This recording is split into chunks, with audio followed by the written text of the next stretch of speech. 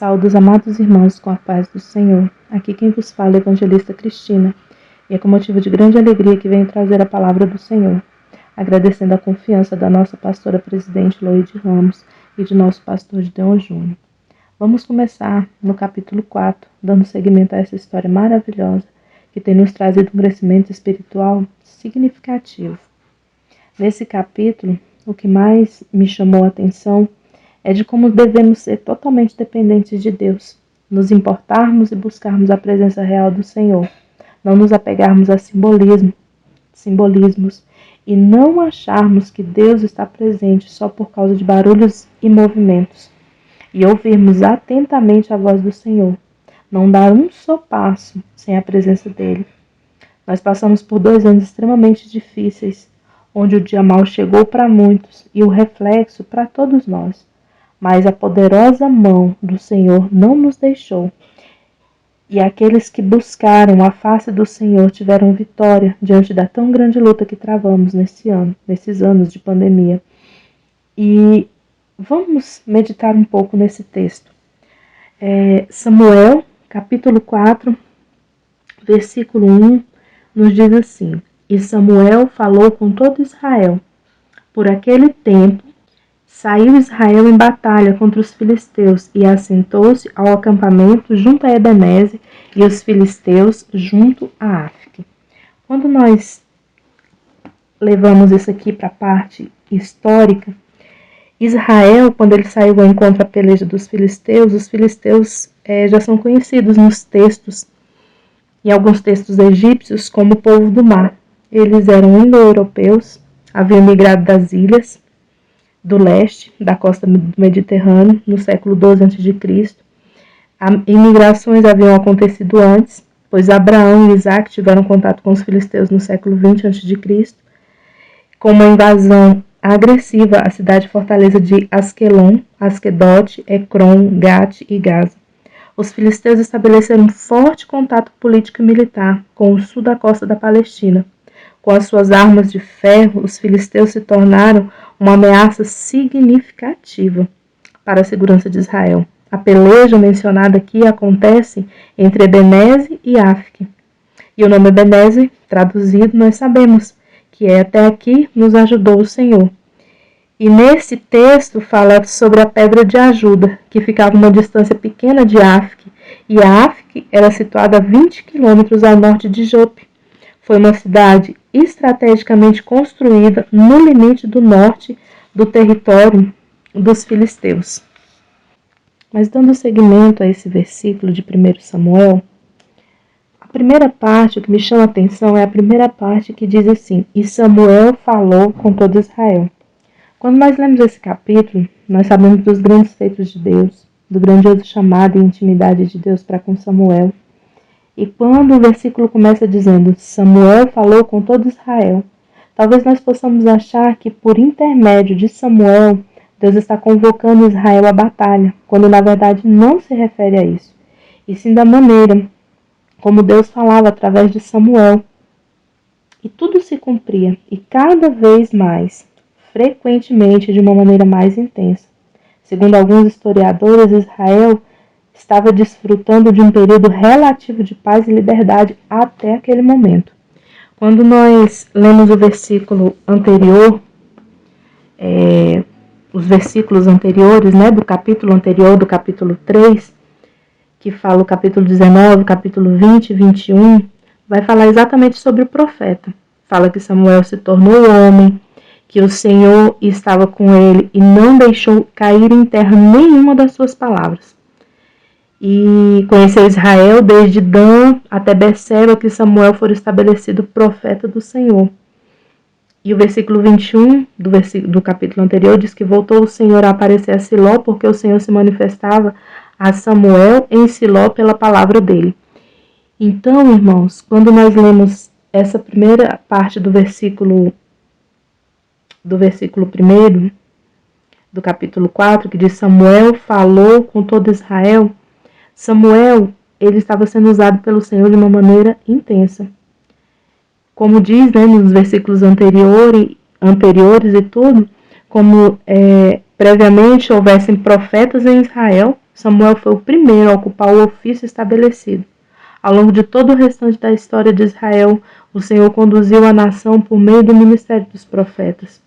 Embora algumas das declarações dos profetas tenham sido de forma e de predições, o ministério era o principal meio do Senhor falar através de uma pessoa para o povo. Eles sempre foram chamados para sacudir a nação, para que ela despertasse em relação à justiça. Nós vemos João Batista, um dos maiores profetas dentre todos eles. Ele fez poucas predições, mas quase sempre serviu como um pregador de justiça. Deus ainda chama profetas hoje na atualidade. Mas naquele tempo, irmãos, Samuel, ele estava sendo usado de uma maneira maravilhosa. É tanto que a própria palavra do Senhor diz: Samuel tornou-se homem, e o Senhor estava com ele, e não deixou cair em terra nenhuma das suas palavras. Então o povo se reunia para ouvir as profecias de Samuel, para ouvir o que Samuel tinha a dizer. E o que me chama a atenção é que quando nós formos ler o texto posteriormente, a gente vai ver que nesse momento o povo poderia ter pedido conselho a Samuel em relação a essa batalha que eles estavam para entrar. E infelizmente não foi isso que fizeram, né? Quando a gente chega ali no versículo 2, o versículo 2 nos diz, 1 Samuel, capítulo 4, versículo 2 diz: E os filisteus se apresentavam em batalha contra Israel. E travando o combate, Israel foi vencido diante dos filisteus, os quais feriram na batalha no campo uns 4.000 homens. E voltando o povo ao acampamento, aos anciões de Israel disseram: Por que nos feriu hoje o Senhor diante dos filisteus? Tragamos para nós de Siló a arca do concerto do Senhor, para que venha entre nós e nos salve da mão do nosso inimigo. É muito interessante, porque sabe-se que os filisteus, eles foram uma enorme pedra no sapato de Israel. Nós vemos vários relatos de batalha dos filisteus contra Israel. Porém, sabemos também que Deus, ele não perde o controle de absolutamente nada. Ele também usa os inimigos para trazer o conserto ao seu povo rebelde. E nós refletimos que, será que algumas portas têm se fechado? Algumas frustrações que temos passado, será que não são situações pelas quais estamos sendo alertados e até mesmo tratados, para que nós possamos receber o que realmente Deus tem preparado para cada um de nós? Ou até mesmo para entendermos que tudo vem de Deus e nada na força do nosso braço? Quando nós entendemos, irmãos, que nós precisamos buscar conselho do Senhor para todas as coisas, quando nós precisamos entender que nós somos totalmente dependentes do Senhor, a gente lê esse texto e a gente vê que esse povo decidiu entrar numa batalha. Por quê? Porque todas as outras vezes eles haviam ganhado. Eles haviam ganhado batalhas. Mas eles não buscaram o conselho do Senhor.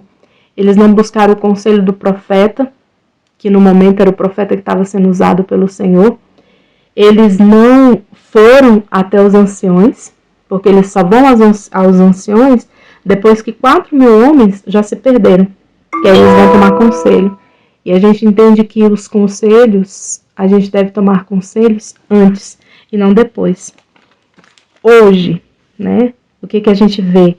Que houveram 2 erros significativos nesse versículo 3. Que o primeiro, que depois da grande perda na batalha, foi que eles foram tomar conselho com os anciões. E a gente entende que conselho deve ser tomado antes e praticado.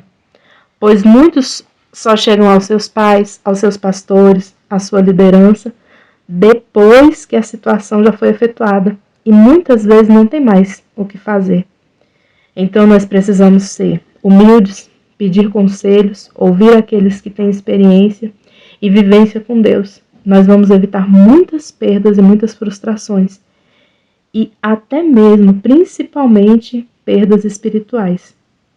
Porque quantas perdas espirituais têm acontecido?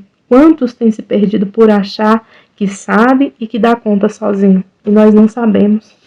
Sozinhos não. Nós precisamos, nós necessitamos da presença do Senhor nas nossas vidas. E a segunda parte do versículo, a gente continua vendo mais um erro. Porque eles pegam a arca, porém eles não perguntam se é a vontade de Deus, o que Deus deseja em relação a essas circunstâncias. Quantas pessoas, irmãos, acreditam que estar envolvidos em movimentos, em trabalhos, até mesmo na igreja, vai levá-los à vitória?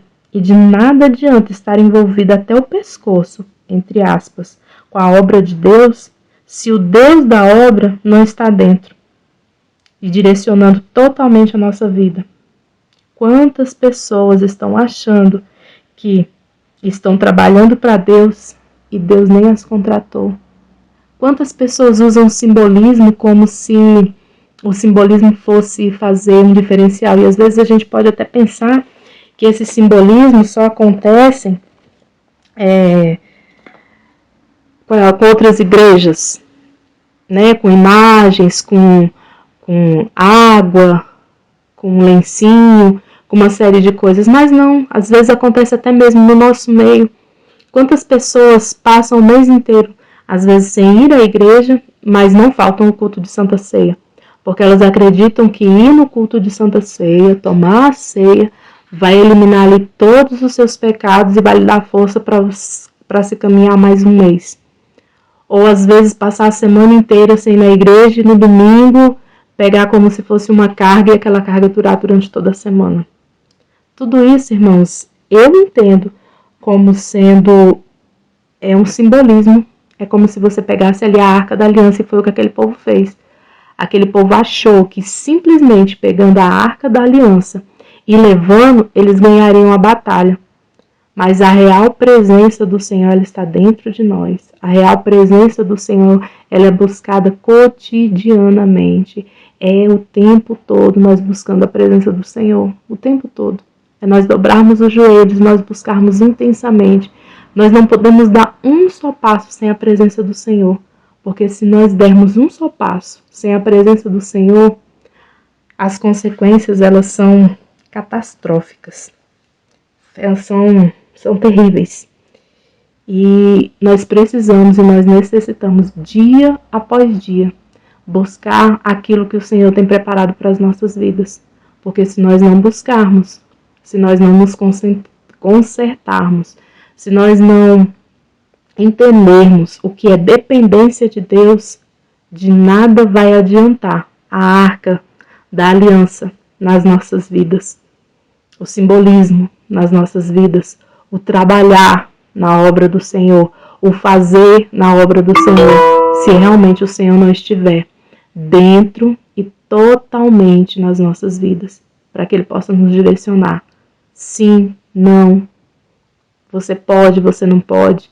Então, isso é algo extremamente importante nas nossas vidas e nós não podemos perder de maneira nenhuma aquilo que o Senhor tem preparado para as nossas vidas.